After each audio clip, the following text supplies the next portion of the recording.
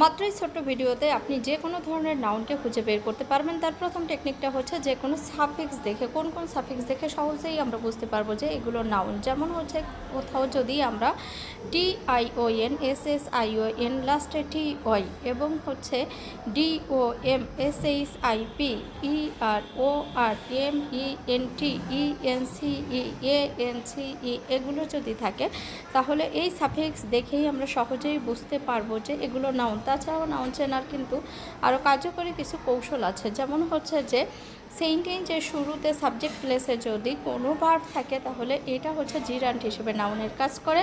দেন হচ্ছে প্রিপোজিশনের পর কিন্তু নাউন বসে, যে কোনো প্রিপোজিশনের পর নাউন বসে। আর্টিকেল যেমন AND এর পরে কিন্তু নাউন বসে। পসেসিভের পরে নাউন বসে, যেমন হিজ, হার, দেয়ার, দেয়ার। এরপর হচ্ছে যে মাই, আওয়ার, ইওর, এরপর সবসময় কিন্তু নাউন বসে। এরপর হচ্ছে নির্দিষ্ট করে যদি কোনো প্রোনাউন বোঝায়, যেমন হচ্ছে দিস, দ্যাট, দোস, এইগুলোর পর কিন্তু সবসময় নাউন বসে।